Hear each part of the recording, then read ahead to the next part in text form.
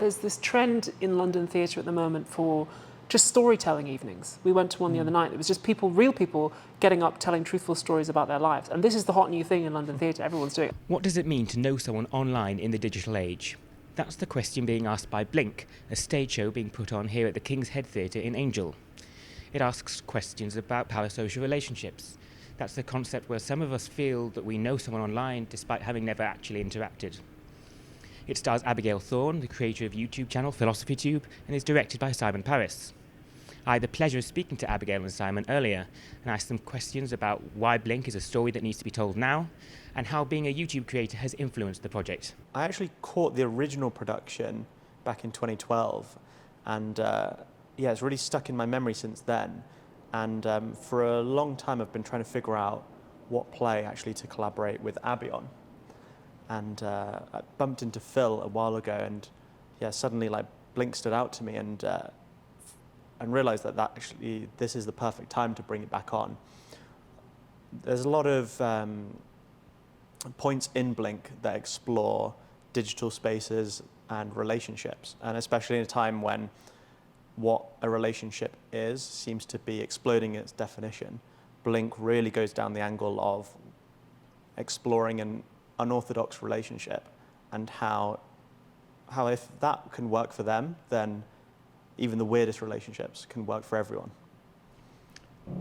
It's changed a bit since 2012, which is the last time this production was on. How do you think, the online spaces or parasocial relationships have changed since then? Well, it's become such a much bigger part of the economy now. I mean, I think there's a lot in this play that's about OnlyFans, although it was written before the rise of OnlyFans, which is one of the fastest growing career opportunities for women under 30. And I think there's so much attention paid now to the way women look on camera and the way that men relate to us through screens. There's so much more now about things like the male loneliness epidemic and all this stuff, that I think it has become a very, very timely play in that regard. And tying it back into what you're asking about, why Blink now? For me as an actor, Sophie is such a different kind of character than I've played in the last few years. I mean, Lohar on House of the Dragon is Queen of the Pirates. She's the boss. She's running in, hacking people up with swords. And Belladonna in Dracula's Ex-Girlfriend is a powerful vampire. And in Star Wars, I was a witch and so on. So Sophie, there is a much greater degree of vulnerability to Sophie, which is what attracted me to her as an actor. Fascinating. Yeah, I was going to ask about the contradiction between Dracula's ex-girlfriend, which is obviously like the most powerful person. So I was watching some of your sort of teasers on YouTube, and you mentioned that you're using different acting techniques. I wonder if you could perhaps talk about that. Ooh, I didn't see that video, but good to know. How dare you? Simon's really keen to use some techniques which were inspired in part by David Mamet. This is the Mamet stuff. As an actor, I do a lot of Michael Chekhov technique. That's how I was trained. And there's a lot of building characters from the outside in. But one of the things Simon's keen to have us focusing on in this particular practice, at least a tool to play with, is the idea that character is an illusion created by the performer and the text and the audience all together. So it's really about having a clear action in the scene and trying to influence the other person rather than trying to inhabit a character or do sort of fakery. We're trying to drill down into the most vulnerable and real version of it that we can do. Would you say that's fair? Yeah, and I think this has also come from, I work a lot in comedy and clown and improv, and it's approaching a scripted play. Like, how much can you approach a scripted play like it's an improv, but with certain rules? And how can you jump on your impulses and play with each other in a scene? I think as well that there's this trend in London theatre at the moment for just storytelling evenings. We went to one the other night. It was just people, real people, getting up, telling truthful stories about their lives. And this is the hot new thing in London theatre. Everyone's doing it. And there was, 200, 300 people there? Completely sold out. And so much of this play is direct address and is storytelling. So we're really trying to bring elements of that in at the moment, which is another reason I think this particular production is a very timely one. Great. So you said you worked in comedy. This isn't a comedy, right? This is, or is there? How much comedy is there?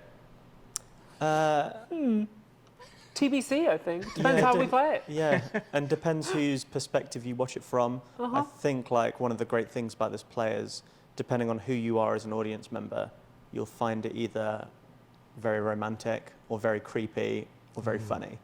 Okay. So it depends what you bring as an audience to the room. So moving to something a bit different, on PhilosophyTube, you're sort of well known for quite eccentric costumes. You don't mind me saying. No. Is there going to be any of that in here, or is this quite sort of step back from that? Well, we're not going to be giving any spoilers on the costumes, but I think, as I say, Sophie's a very different character than the kind of characters I've played both on TV and stage before, and also on PhilosophyTube as well. I think there's a certain amount of overlap, of course, because there's like a fun meta gag of casting me as Sophie, given what I do in my other job. But I think this will be something different, and will be, I hope, something much more vulnerable and authentic. Thanks. So yeah, with your other job, are you still working on that now as like at the same time? Is that difficult, balancing these two? Like acting is famously quite difficult. Well, I get time home consuming. from rehearsals, and then I put in another few hours editing the next episode of PhilosophyTube. So. Oh gosh, that's a lot of work. I think you also mentioned that the set design is really exciting. Could you give us any hints about that? Can we probably can't show them the model, can we? Probably not. Probably not, no. But yeah, the Emily, which is the designer, who's like a fantastic designer, she's brought in an angle of the show which explores visibility, being seen, not being seen, what things stay in our memory, what things actually appear more material. And the design and the costume both play into this this element of that. One of the things we're interested in exploring with this production is the difference between what people see on screen versus what you see in real life, which again I think is a very, very timely thing for us to be exploring right now. Fantastic. So I guess all that's left is what would you say to convince people to come to see the show? I think come to see Blink if you're interested in something that unsettles you. If you're interested in something where you're not quite sure what your relationship to the performer is going to be, I've got a horrible habit of always falling asleep in the theatre. Really? He does. Always, and which means that every show I make sure it's something that is impossible to fall asleep to.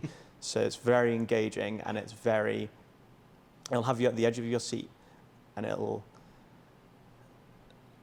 each of these shows has a feeling of you just had to be there. I can't quite explain what happened, but you just had to be there.